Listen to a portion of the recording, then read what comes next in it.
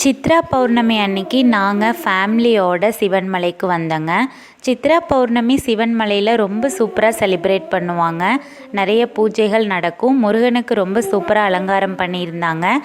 ராஜ அலங்காரம் பண்ணியிருந்தாங்க. பழனி மலையில் ராஜ அலங்காரம் பண்ணுற மாதிரி அதே மாதிரி அச்சஸெல்லாம் சிவன்மலையில் சித்ரா பௌர்ணமி அன்னைக்கு ராஜ அலங்காரம் பண்ணியிருந்தாங்க. நாங்கள் போயிட்டு சுற்றி கும்பிட்டு சாமியையும் கும்பிட்டு உள்ளே வந்து சுற்றி வந்துட்டு இருந்தோங்க. இங்கேருந்து பார்க்குறக்கு வியூ ரொம்ப அழகாக இருக்கும். நீங்கள் சிவன்மலைக்கு விசிட் பண்ணீங்க அப்படின்னா பகல்லே கண்டிப்பாக ஒரு டைம் விசிட் பண்ணுங்கள். கண்டிப்பாக நைட் டைம் ஒரு டைமாவது விசிட் பண்ணி பாருங்கள். வியூ வந்து ரொம்ப சூப்பராக இருக்குங்க. நீங்கள் உள்ளே போயிட்டு 8:30க்கெல்லாம் வந்து க்ளோஸ் பண்ணிடுவாங்க. இன்றைக்கி சித்ரா பௌர்ணமி அப்படிங்கிறதுனால 10:30 வரைக்கும் இருந்துச்சு.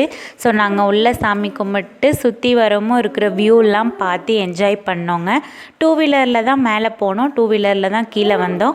ஸோ 2 வீலரில் மேலே போகும்போதும் பௌர்ணமி நிலா வெளிச்சம் லைட்டு ஆஃப் பண்ணாலும் பௌர்ணமி நிலா வெளிச்சம் ரொம்ப சூப்பராக தெரிஞ்சிச்சு. சுற்றியும் லைட்டு, ஒரு பக்கம் வந்து மலை, இன்னொரு பக்கம் வந்து ஃபுல்லாக கீழே தெரிகிற குட்டி குட்டி குட்டி வீடுங்களில் எரியிற லைட்டு எல்லாமே பார்க்குறதுக்கு ரொம்ப சூப்பராக இருந்துச்சுங்க. நாங்கள் நல்லா என்ஜாய் பண்ணிவிட்டு கீழே வந்துட்டோம்.